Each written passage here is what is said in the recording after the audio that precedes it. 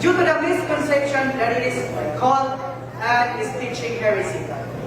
But praise the Lord! Amen. The Lord was recovered me. Amen. And I was given the opportunity to be trained in a perfecting training in Osames.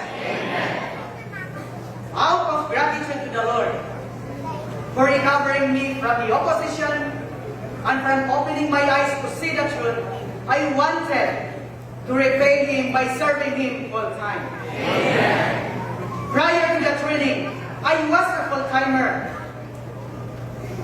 for over 6 years. Amen. Faithfully serving the Lord and the churches.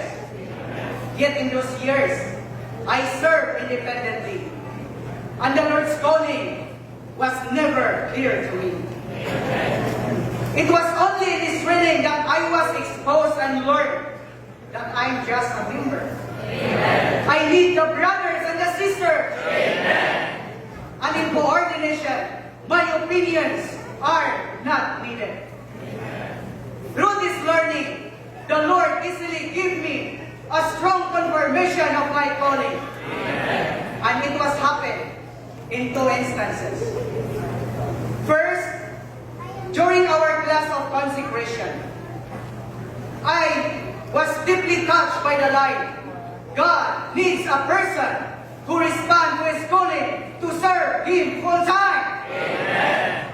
Then I prayed, Lord, here I am. Please allow me to serve You full time. Amen. Then the Lord gave me a sense of peace and happiness within. Amen. Second, during my personal pursuit in the ministry, God spoke to me in the sentences, we have to offer up everything wholeheartedly and in all sincerity. Amen. We have to serve God in all our soul and in all our mind. Amen. Then I said to the Lord, I am willing to give to You my life and my future. Amen. My service now is the result of being captured by the glory of God. Amen.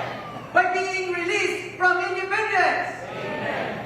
Being realized that I need the body. Amen. In following the Lord, I know I am right.